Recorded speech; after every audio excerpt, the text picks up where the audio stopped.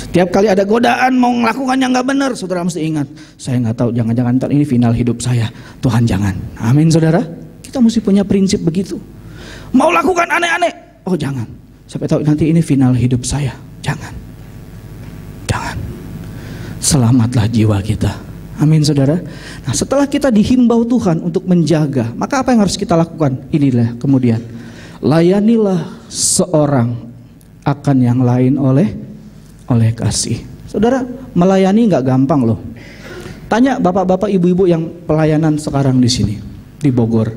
Ibadah jam 6, mereka saya rasa setengah 6 udah di sini. Saudara sih enak, sampai sini setengah 7 mungkin yang ibadah pagi. Mereka saya rasa setengah 6 udah di sini.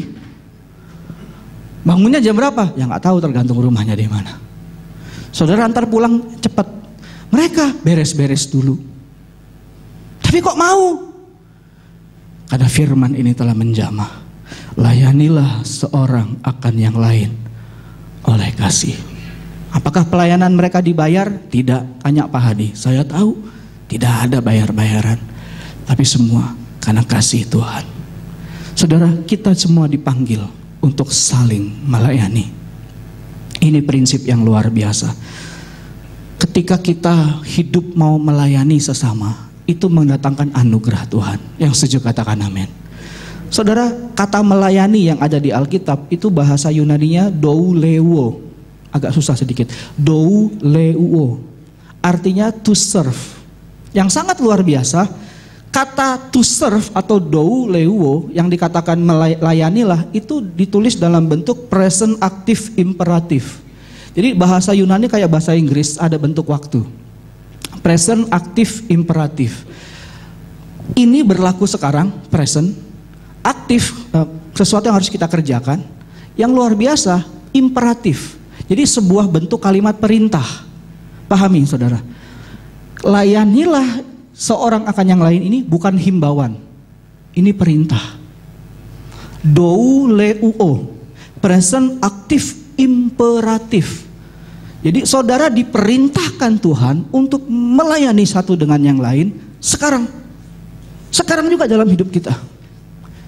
Kalau saudara rindu mau melayani Tuhan, nanti datang sama Pak Hadi, datang sama pengerja di belakang.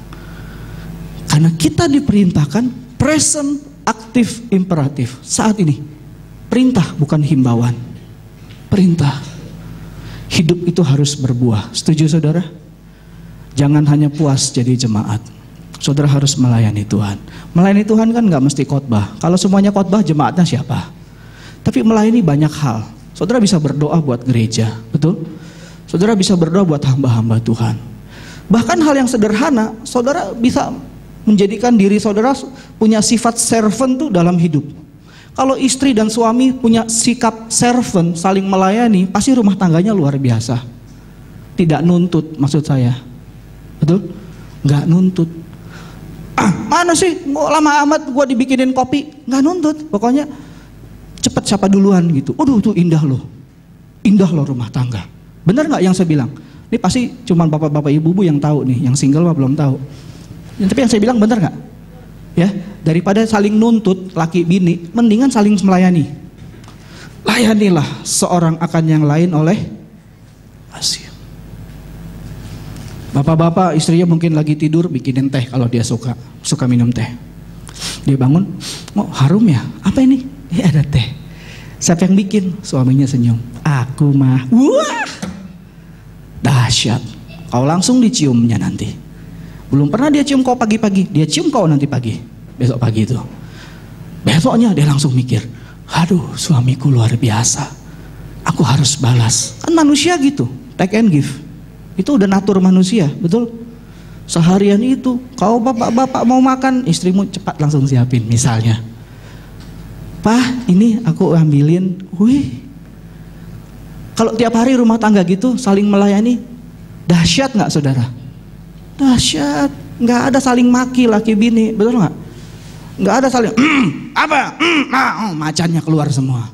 Mendingan ke taman safari aja deh.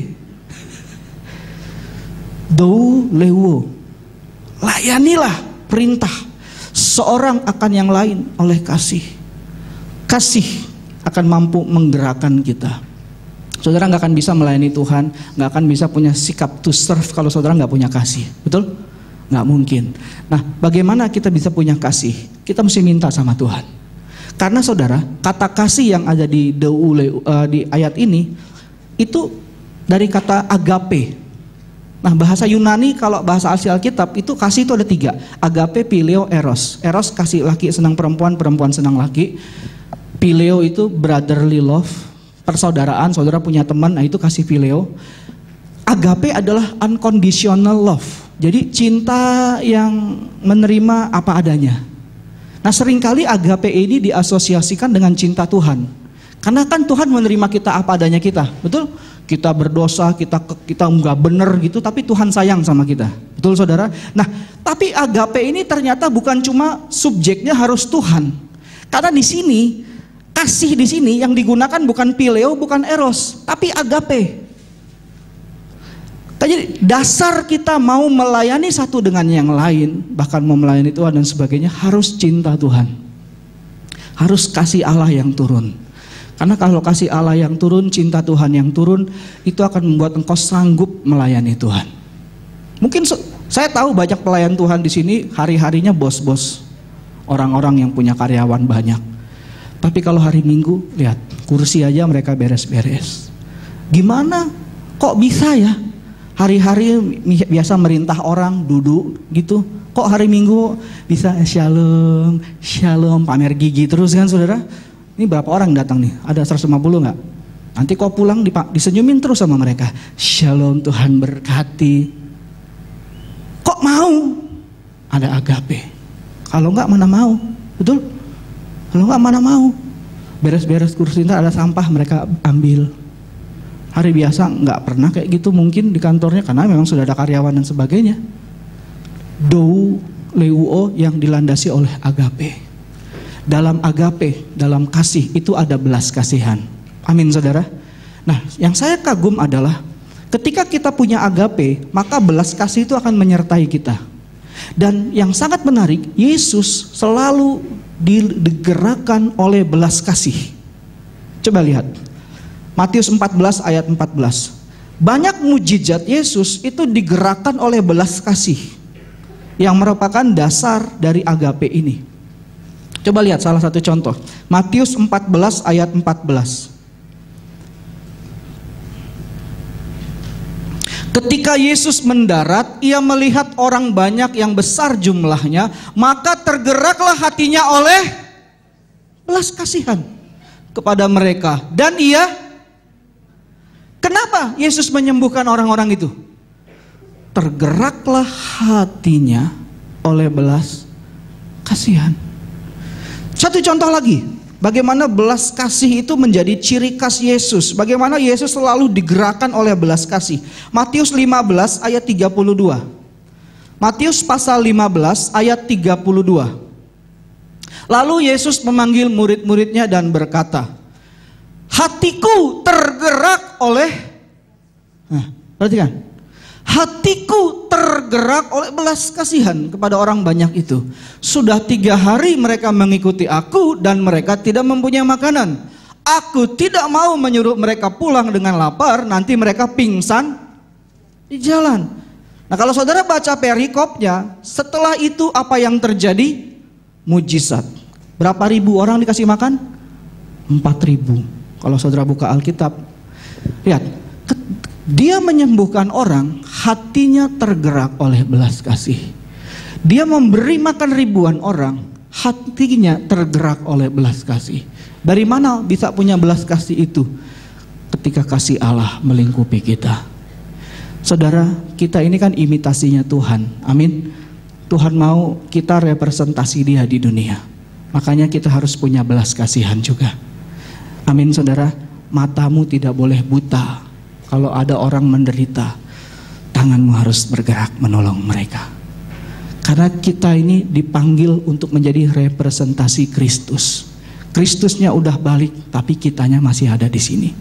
Dan tugas kita, jadilah garam, jadilah terang dunia. Bagaimana kita jadi garam, jadi terang? Ketika kita bisa menjadi representasi ambasadornya Tuhan. Saudara harus melatih terus hati nurani saudara dengan belas kasih. Enggak boleh mata ini buta. Lihat orang menderita, biarin dia ini bukan gua, nggak boleh.